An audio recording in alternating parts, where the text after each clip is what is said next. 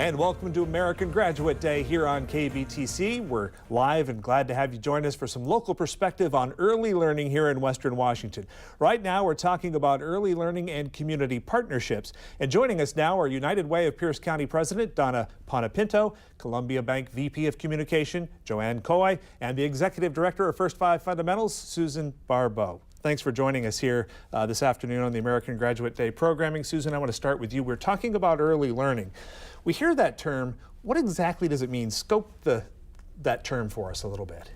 Yeah, so when we talk about early learning, we're really talking very, very early. So a lot of people think early childhood education is just about 3- and 4-year-olds in preschool, but we're talking prenatal all the way until they enter school. So, you know, when women are getting pregnant, when kids are born, birth, all the way through. And what we're wanting to see is that children and families have everything that they need for children to develop into a healthy, successful young people. So we're really talking about some interventions really early in life with some of the populations that you're dealing with. Talk to me about the importance of community partnerships when it comes to actually delivering those services and getting out there and doing some of this work.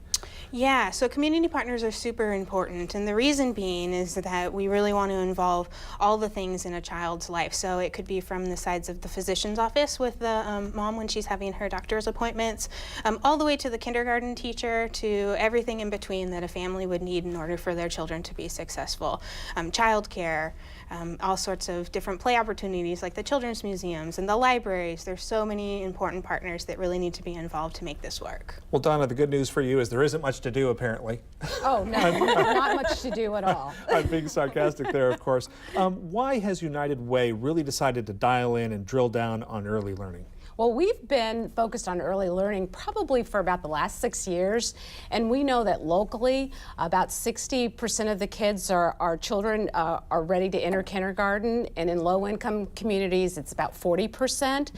So United Way really is about how do we bring partners together in the community to figure out strategies to address making sure that kids have the right kind of early start, that there's quality child care, and United Way partnering with First Five Fundamentals to do that, as well as making sure that parents have the tools and supports that they need, and not only parents but caregivers, so that they're making sure that their children that they are taking care of have all of the things that are necessary to make sure that they're ready to start kindergarten.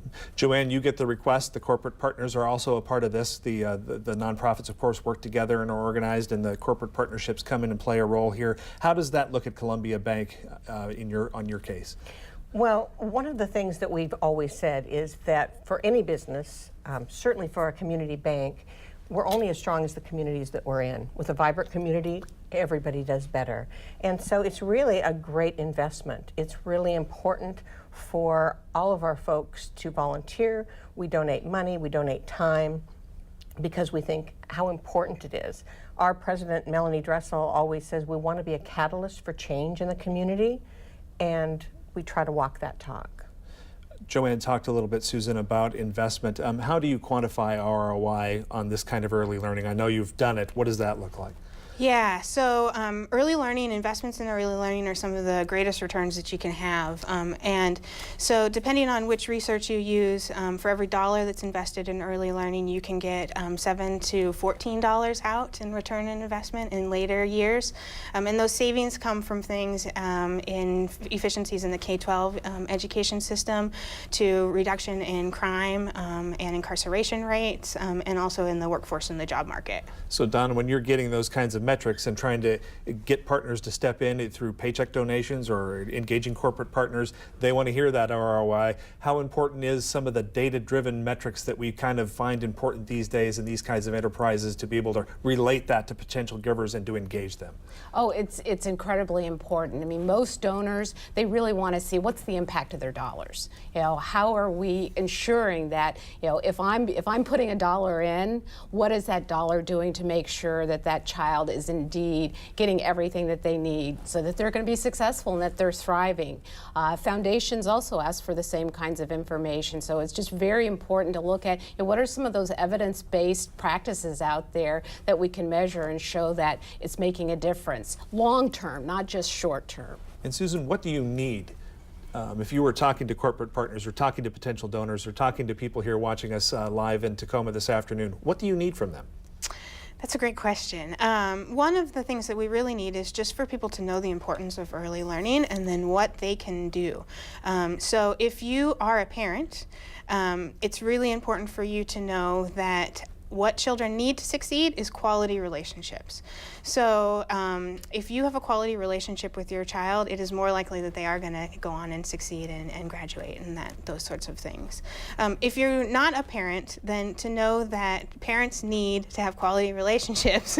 So to support the parents and support families. So whether that be if you're a business leader to make a donation to support early learning, whether that be to support policies which are parent friendly and early learning friendly, it's really about the relationships that a child has in their life. I know you have lots of great partners and lots of good programs in Pierce and King County, particularly Pierce where you work. What are a couple of the ones that stand out in your mind? Yeah, we do. So First Five Fundamentals has community-driven partners who've all come together around this vision that we want children to succeed.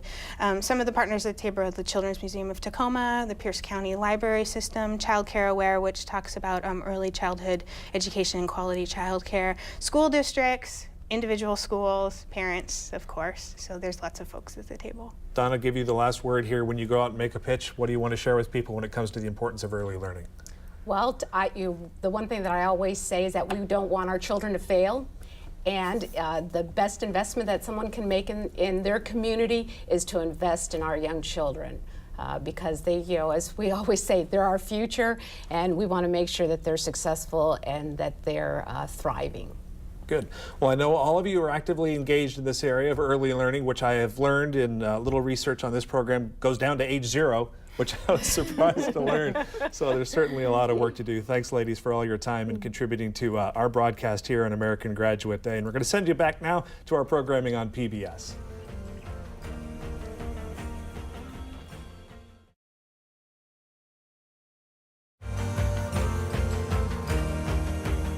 And welcome to American Graduate Day here on KBTC. We're glad to have you join us for some local perspective on early learning here in Western Washington. We are live in Tacoma right now, and right now we're focusing on Reach Out and Read. That's a program we're going to share with you. And joining us right now are Dr. Marianne Woodruff, who is a practicing pediatrician here in Tacoma, the Executive Director of Reach Out and Read, Jill Sells, and Josh Riggins, who is a parent involved in the program. So Dr. Woodruff, first question for you. What is Reach Out and Read?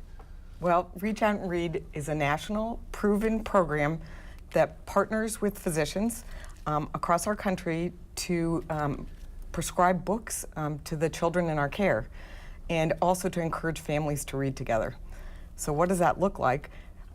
From the 6-month visit through the 5-year well child check, we start the visit with a brand new, developmentally appropriate, wonderful book, and model for that family a bit of reading aloud, and then talk to the family about how to promote language development and literacy development. We also have a very literacy-rich waiting room, so that the whole experience from start to finish when you come to see one of us, it reflects our interest in having reading be at the core of family life. Mm-hmm. Dr. Sells, it's, at one level it's kind of obvious that reading is good for kids, but the research is really showing us that it's beyond just a nice thing. It really has a long-term impact. Could you talk a little bit about what it does above and beyond just being a nice thing in a child's life? Sure. Yeah, so we know tons now from a real brain science perspective exactly how children learn. And language and literacy development and communication are kind of the foundation for everything. And we know that babies, from the moment they're born, are actively reacting and interacting with the people around them, their parents. And so helping parents to understand sort of how that develops, that give and take with babbling and eventually words, is really a crucial thing from day one. And so what this program does is helps to teach parents every time they come in from a checkup with their baby all the way up through age 5, kind of what's happening at each stage and how they can support that using books and sharing and going back and forth with their child. I understand that with Dr. Woodruff as one practitioner, practitioner, but how widespread or in what areas does Reach Out and Read, that network of physicians, where does it span? Sure. So it's a national program in all 50 states. Right. Here in Washington, Dr. Woodruff and I started an effort to grow the program more quickly here in Washington. So in 2007, we started to intentionally do that, and we now have 1,400 medical providers across the state in 170 different clinic locations who are delivering this program to about 100,000 young children and their families. And it's been, what's really neat about it is it can be incorporated into any healthcare setting. And the reason you can grow it so quickly is because we have a healthcare infrastructure. So if we recruit and support doctors like Dr. Woodruff, we know they will do it because it's an evidence-based program that families really like. So Josh, you thought you were going to the doctor one day with your kid and they handed you a book. Yeah. Talk to me a little bit about that experience, what your reaction was to that. Well, actually, I was really excited about it because, you know, we're a reading family already. And so to have that supported with our 3- and 4-year-old by by our pediatrician, just kind of, you know, it helped make us a little bit more credible to our kids, I think, you know, and it helped us, you know, remember we have to keep doing this reading every night. The doctor says so. Doctor says we have to do it, you know, it's a book a day, keeps the doctor, you know, it was great. Yeah, yeah, good stuff. And what did have you seen some results as a result of that? Well, I mean, our kids, they like the reading process, and we learned a little bit more about how to read to our children better from our doctor. I mean, it's one thing to open the book and just read, and it's another to be expressive and to ask questions about the pictures that they're seeing, and that's what our doctor was talking to us about, is how to be a great reader. Yeah, and that's a good point, and this is maybe getting into the weeds a little bit, but I also hear that if you read to a child, you want to point. Is there some truth to that so they can follow along, or is... It's really, it's reading as a dialogue. It's just going back and forth. Okay. So, in fact, when I start a visit, I would walk in to the exam room, and that baby is sitting on mom or dad's lap, and I show them the book, and then I'm actually looking. I might be saying, you know, pointing to a picture, and then and saying the words. The text, yeah. Yes, but I'm also looking for the child to point to things. Right. So on a book like Mouse Mess, I mean, I used this one this week several times. I go, oh, where is the mouse? And then the child is pointing. So I'm really modeling the whole time for parents, how do we do this? How do we facilitate language? So it doesn't have to be that perfect moment where the child is sitting absolutely still on someone's lap. It's really that give and take, and that's what we know builds strong brain architecture for kids. And I was surprised in just receiving some of your emails and talking about this a little bit initially. My view of early education was always, you know, kindergarten. But no, we're talking infants and really young ages, and you talked about that brain architecture piece, that those connections start very early. Could you expand on that a little bit? Do parents have to worry? It almost seems like there's a clock on them to get the child to be a genius before they're 6 months old. No. I mean, I think that's the incredible part about this is they can just enjoy the time with their child. What we're there for is to help reflect some ways that they can do that and just talk about how important it is to talk with your child even before they're saying first words. So it shouldn't be a stressful thing. It's just sort of an organic thing that happens with them, and it's really a lovely way to enjoy their family. There's just no better way to share time with your young child than sitting there reading and cuddling. It's really about empowering parents as first teachers. I'm glad you gave that input to the type A's in the room. Yeah. Want to take every concept and just run with it like crazy. Can I add to that Sure, just a little bit? I mean, I think it's one of the things we don't do as nearly as well as we could as society is to really support parents in this. And what I think pediatricians and family doctors really see themselves as sort of a parent coach. You know, we're in the room with a parent and child, and what happens there is important, but we know we only have that family for a few minutes. What really matters is what happens at home. And all parents can do this, no matter what language they speak, no matter whether they can read or not. They and their child have what it takes, but the child needs to be exposed. And so just helping from day one to say that talking, going back and forth is just so important, and you can do it, and it's a fun and helpful thing. And connect the dots for me too. We're focused on early learning, of course, but there's also, we talk about student success and even graduating in the context of American Graduate Day here. Absolutely. How does that keep progressing and working through a child's education? Well, we know, again, the language is a precursor to literacy and being ready for kindergarten with the skills you should have when you arrive at kindergarten. So the kids that are not ready for kindergarten, we know are the ones that are going to struggle with reading by 3rd grade and graduation. So the earlier we put them on this trajectory towards towards learning the early skills, being ready for kindergarten. They're much more likely to be what we call proficient at reading at 3rd grade, which is when you transition from learning to read to reading to learn. So it helps along every step of the way. It also helps empower those parents every step of the way. If they see themselves as a resource and a support for their child from when they're a baby, we think they're much more likely to continue to do that all the way through. Josh, what's been the buzz amongst parents? Have you ever recommended this to another parent, or? No, but we've talked about it. I mean, we talked about, hey, guess what happened when I was at the doctor today? We went for the well child visit, and not only did they do the normal stuff you expect, but they handed us a book and were telling us ways that we can read to our child. So I think that was really a neat thing that we were kind of as a community talking about those things. Good. What can folks do who want to get involved with this, both as physicians and maybe as parents? What are some of the pathways to entry here? Well, we'd love to have any physician who wants to get involved do so. They can contact us through our website, reach out and read WA for Washington.org. We also have a newsletter there anyone can sign up for. We do have some of our support for the program comes from public sources, so talking to your legislators and the governor about the importance of this program and others. And of course, we welcome donations to help us be able to make sure all kids have the books that they need. And are physicians aware of this, do you think, Dr. Woodruff? Or? I think it's an increasing awareness, and people know what we do, and it really, and especially this summer, something very important happened. The American Academy of Pediatrics called this intervention out, saying that this should be a part of routine primary care for all pediatric offices, saying, and that's because, not just because it's fun, but because it works. Good. 15 peer-reviewed studies show this actually makes a difference. Great conversation about Reach Out and Read. I'm sure people will be looking into that. Hopefully some doctors getting involved and well. Thanks all of you for coming to discuss this with us here on American Graduate Day. Now back to PBS.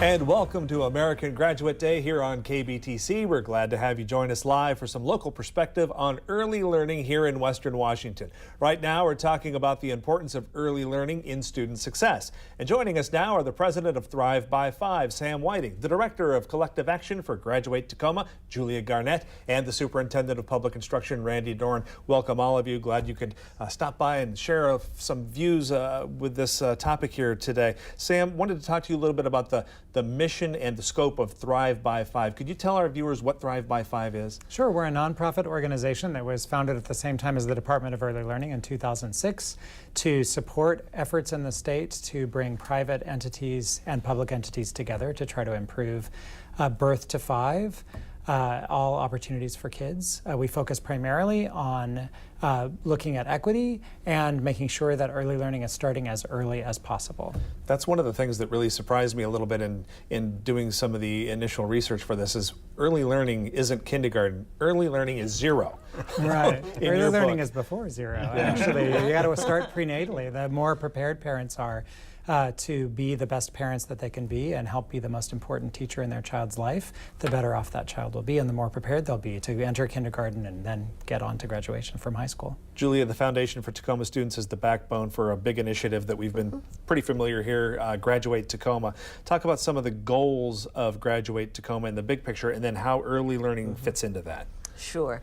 We see Graduate Tacoma as a cradle-to-career continuum. This is a movement with 150 partners. It's early learning and K-12 and partners and business and all the higher education organizations. And what we have done is turned everyone's eyes on a single goal, which is to increase high school graduation by 50% by the class of 2020. And for that class, increase post-secondary completion, whether it's a technical certificate or a college degree, also by 50%. And we understand that to do this, it's vitally important that we are addressing the opportunity gaps that affect children who live in poverty, children of color. We do need to change the way we support them as a community. And there's no question that one of the best places to address those gaps is in the early learning space. And so we work with our partners to make that space very strong, and then we extend forward. I mean, our idea is that every kid is going to be getting on a bus, and that bus is going to be taking them forward, and ultimately they're getting to the graduation point and the life beyond graduation. But they have to come on the bus with a certain common understanding of language and how to read and how to listen and how to talk, and so early learning is vital to the long-term goal. Prior to putting on the cap and gown while they're on that bus, they're going to one of Randy's schools. Right. And Randy, we have an example here of the private, some of the private entities involved in trying to support this early learning idea through various foundations, Gates Foundation and others coming in to come alongside some of these organizations. Talk to me a little bit about the importance of the public-private partnership there. Well, it's essential because basically kids that go to preschool, not kindergarten, but preschool, is a lot of church and privately held companies that do preschool, and that, so you have private and public entities that aren't really what you would consider the government entities, and then you have companies that have given the support to girls and boys clubs, different organizations like that get a lot of their support from private entities to actually provide those things. So YMCAs are also a big one. But what I need to just be sure I get in here, when kids come to kindergarten ready, okay, they do great in the K-12 system. But if kids come, you know, a half a year behind or a year behind in either academics or social emotionally, it becomes maybe a 50-50 proposition that they're actually at proficiency at third grade reading. So even that early, it's essential. Even that early, that fork in the road appears. It's huge. It's huge. Wow. You know, there is research that shows that the opportunity gap can be seen as early as 9 months. So we really have this whole opportunity. The earlier we start, the more we can get kids really ready and up to speed so that they're not even 6 months behind or a year behind, but they're really right on track. And that's one of the interesting things I think about your organization, Sam. In order to do those interventions at 6 months or 9 months or prior to that, that really requires you to sort of take a different delivery model. You're actually in the homes with some of your programming. You don't come to a center and read or whatever it may be. Talk to me about how your operation works specifically in that Sure. area. Well, you know, we are building a system in Washington State for preschoolers, so looking at 3, 4, and 5-year-olds. The system that we're building for birth to 3 or even prenatal to 3 really is about working with parents, not with kids. So you're really trying to help parents understand developmental milestones, help them understand the importance of what children get out of the love that they receive from their parents, what the children get out of the talk that happens back and forth, how their play with their children can really help them developmentally, and not just in terms of the bonding, but also in terms of things they need to learn for school. So all of that we do through helping the state develop a whole network of home visiting programs around the state, so that Washington State has a home visiting services account, it's called, which is a state-funded and federally funded entity that we administer to push as much public money out into community organizations who are doing the great work in homes with families to help them understand their role. Julia, more on some of the early learning indicators is what I see they're called here, the importance of pre and preschool, if you will. What are some of the things that you look at that tell you, hey, this is working, or this needs fine-tuning, or this is not working? We're very data-driven these days. How do you evaluate that? Right. In the early learning space, there's several indicators we think are important.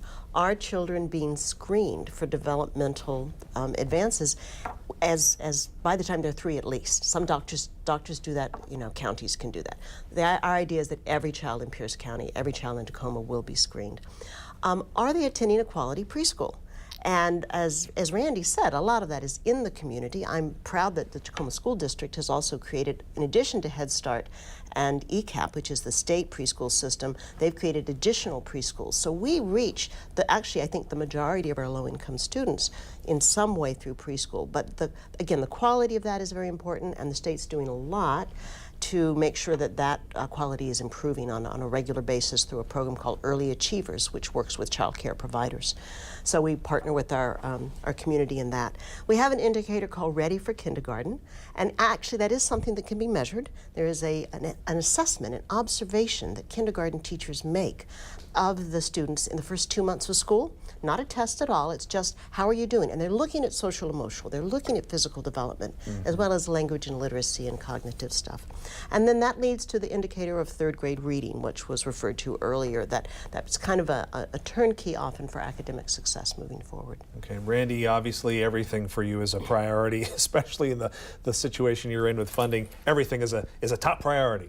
But early learning actually really does seem to be a top priority. How does it play in the food chain of all your priorities at the state? Okay, so first of all, in my job, I'm supposedly K through 12, kindergarten through 12th grade, but we really have to be honest with everybody. If we want kids to be successful in third grade reading and graduation, you essentially have to have, for a majority of students, if not all, early learning program. And the legislature, about 8 years ago, said it's so important we need to take a Department of Early Learning, separate it from DSHS and separate it from OSPI. We had very little to do with it, and make a department so they are taking care statewide of all the different factors of what early learning is, coordinated with parents, community groups on a statewide basis, and then you have county groups that are doing it. So that was an essential, and so now we really have a focus. We have a great relationship. We have a great relation with Thrive. We have a great relationship with Department of Early Learning. Betty Hyde and myself talk on a regular basis of trying to coordinate what's going on between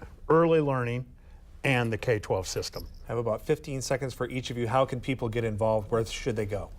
Well, so there are regional coalitions all across the state that are to get business leaders and K-12 educators and higher ed folks and early learning folks engaged. And we are happy at Thrive to get folks engaged with those regional coalitions. Your website is? thriveby5wa.org. And Julia?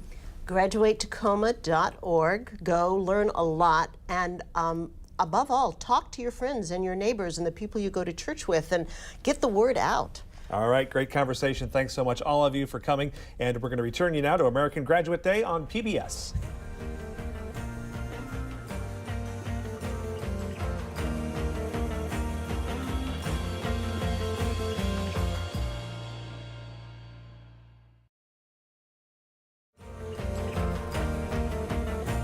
And welcome to American Graduate Day here on KBTC. We're live and we're glad to have you join us for some local perspective on early learning here in Western Washington. Right now, we're talking about the importance of kindergarten readiness and the integrated program in the Sumner School District. And joining us are Crestwood Elementary School Principal Kay Gallo, Early Learning Coordinator Laurie SJOLUND, Sumner Valley Preschool teacher and owner TRISHA MAYGRA, and kindergarten teacher BREAEN SJOLUND.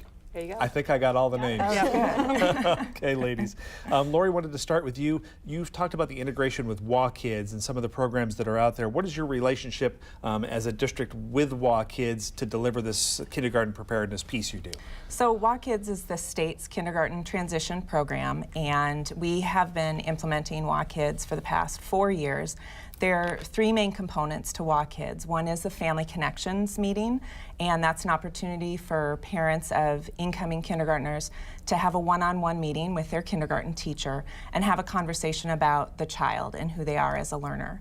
Another component of WA Kids is the whole child assessment, and that gives kindergarten teachers in the first few weeks of school an opportunity to observe their children in learning experiences and learn about that child's strengths, the knowledge they're coming to school with, so they can plan their instruction to meet their needs later on. We can also look at that data as a district. The state uses that data to identify areas of strength and need and pinpoint resources. And then the third component is early learning collaboration, and we use that in the Sumner School District to meet with our community preschools, our district preschools, bring together school district people to work together. We have to have relationships among the adults who are involved with children to make that transition through kindergarten so students have the best start for success. Tricia, maybe you could expand a little bit on that. You run a preschool. How does your integration and that collaborative piece with the school district itself inform what you do?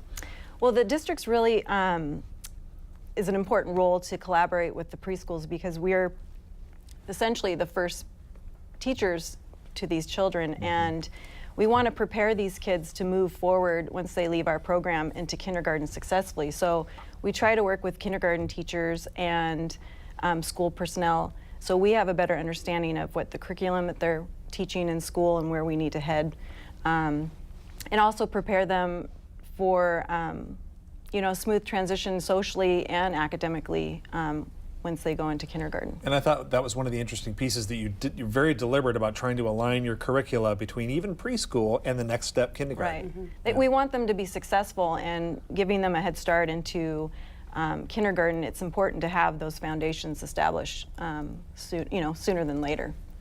BREAEN, when the kids do come to you in kindergarten, do you notice a difference, or what have the results or the impacts been in terms of readiness when those kids who've come out of that program come to you? What do you see? Well, we usually already have a family connection or a connection with those preschools so that we know those kids are coming to us, which has been fantastic. But we also, there really is a huge difference between the kids that have been to our events, have been to Jumpstart, have been to Ready for Kindergarten, have been to PTA events in the different schools, and been to our screening, and those kids who come in and register day one. So having those connections with the preschools right away and having those connections with the community throughout the child's life makes a huge difference when coming into kindergarten. Kay, you get a look at the big picture. Right. You see them all the way up the pipeline from kindergarten to third grade, which is another crucial point for measurement. Right. What is your view of what you're seeing come your way when you look at a school from a school-wide perspective through these programs? Well, it's really changed over time. I see more children coming in with preschool and early experience than I have before, because I think people and parents are understanding that kindergarten is not the beginning. It really is birth. It really is any early learning experience they can have, so that they are more ready and adjusted to come into kindergarten and be successful. But certainly by third grade we want them reading, so we wanted to start with a fair shot in school, and so any support we can give parents at that other end and welcome them into our schools and get working right away with them is so important. Little point of order just for self-education. Right. Preschool and even daycare, are those district programs, or do you have some that are district, some that are private? How does that work? Very much both. We work with church-affiliated preschools. We work with private preschools. We work with licensed daycare providers, as well as our school district provides preschools within several of our schools. I have one at my school that's a tuition-paying preschool. We'll work with everyone, and we do try to bring everyone together, but we also want to target certain things we're looking for or want our kids to achieve before they come into kindergarten. Laurie, that's obviously a huge coordination piece for you. You're trying to gather all these resources, identify who's out in the community, who's doing what, and make sure that they align with the program. Is there anything concrete that you try to pass along to each one of these programs and say, listen, do these things so that we know no matter where you're coming from, you're good to go when you get to class? I think the key is really honoring that parents are a child's first teacher, and no matter what our relationship is through the child, we have to really honor that parents are doing their best and they're sending us their best. And so we try to make that connection with parents well before that first day of kindergarten, and we have our Ready for Kindergarten program, which offers parents tools and training and an opportunity to come together and receive some information and some ideas about how to make play intentional. And just a couple minutes a day, counting the steps, looking in the grocery store for different letters and sounds, and talking with your child. Definitely, those are the things, no matter what our relationship is, that's the message to continue to build. One of the things interesting about Sumner, you've got full-time kindergarten, and Seattle's considering it, and it's out there. Just if you want to go down the line or each have an opinion, what's just a quick take on full-time kindergarten? Well, our school district has made that commitment to have full-time kindergarten in every school this year. Now that's district funded as well as some state funding, which is important to note that we've made a commitment, and we're really excited about that, and we're going to see the benefits, I'm sure.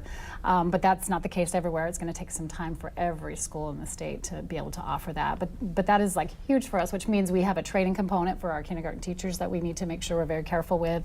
And then again, working with all of our different community members to ensure them that this is a great opportunity, and we can help your child get ready for kindergarten. What's been the feedback, BREAEN, amongst kindergarten teachers and parents? Are they pretty excited about that? They're very excited about it. We get to teach everybody. We have everybody there all day. We're all learning at the same time. We're all playing at the same time. We're doing everything together, and it's just been amazing. Last year we started at our school with full-time, and it was just amazing being able to collaborate with my peers and have us all on the same schedule. And the parents are just ecstatic about the fact that their kids were reading when they went to first grade, because we had them every day. And last question for you as we wrap up here. What can people do who want to get involved with some of these programs? Well, I think really spread that message that talk with your child, play with your child, read with your child, and if you don't have a child, make sure parents are aware of the importance of those early years and help support the other great resources that we've heard about today. All right, great conversation about early learning, particularly as it relates to kindergarten readiness. I appreciate all of you being here, and we're going to send it back now to American Graduate Day on PBS. Thank you, ladies.